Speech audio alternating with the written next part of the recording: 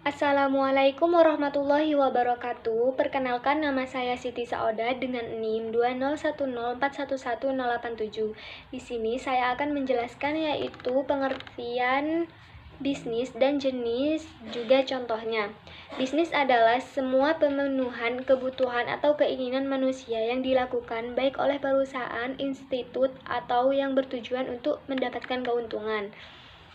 Di sini jenis bisnis yaitu bisnis perdagangan. Bisnis perdagangan besar atau kecil ini merupakan usaha di bidang niaga yang memiliki peran sebagai perantara antara produsen ini dengan konsumen.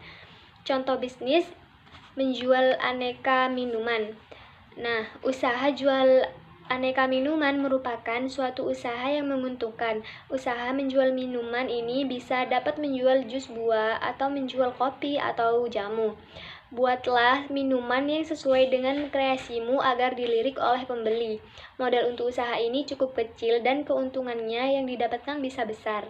Nah, yang selanjutnya adalah pengertian manajemen. Manajemen adalah serangkaian proses yang dilakukan untuk mengatur dan memanfaatkan sumber daya yang ada untuk mencapai tujuan organisasi atau sekelompok tertentu. Fungsi manajemen tersebut itu adalah ada 5, yaitu planning, perencanaan, organizing, perorganisasian, actuating atau pelaksanaan, yakni adanya manajemen untuk mendorong anggota agar selalu berusaha keras untuk mencapai tujuan perusahaan. Dan yang terakhir adalah controlling, yaitu pengendalian.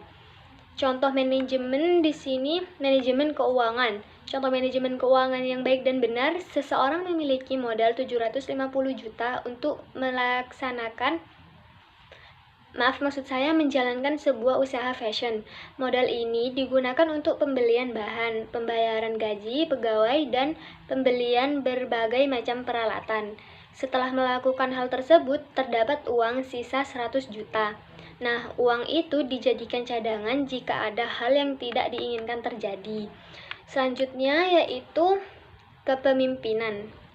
Pengertian kepemimpinan. Pemimpinan adalah orang yang memberi arah dan menetapkan tujuan suatu organisasi. Menurut Schermerhorn, kepemimpinan adalah proses menginspirasi orang lain untuk bekerja keras untuk menyelesaikan tugas penting. Nah, teori muncul kepemimpinan, teori teori genetis atau keturunan. Leader are born and not made, bahwa pemimpin itu dilahirkan, bakat lahir bukannya dibuat. Yang kedua, dalam keadaan yang bagaimanapun seseorang ditempatkan karena ia telah ditakdirkan menjadi pemimpin. Yang terakhir disebutkan pula bahwa gen sifat kepemimpinan diturunkan oleh orang tuanya yang juga seorang pemimpin. Seseorang hanya akan berhasil menjadi pemimpin yang baik apabila ia telah memiliki bakat kepemimpinan. Bakat tersebut kemudian dikembangkan melalui pendidikan yang teratur dan pengalaman yang memungkinkan untuk dikembangkan lebih lanjut.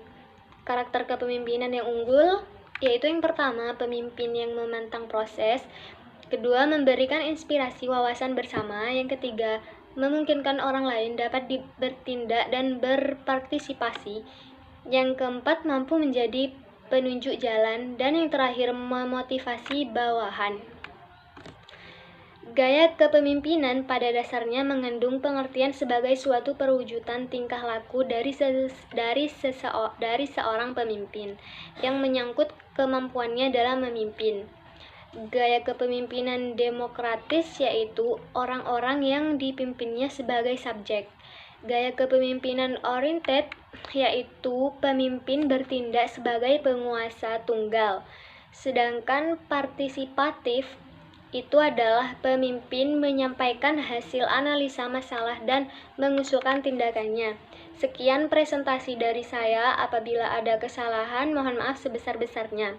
Wassalamualaikum warahmatullahi wabarakatuh.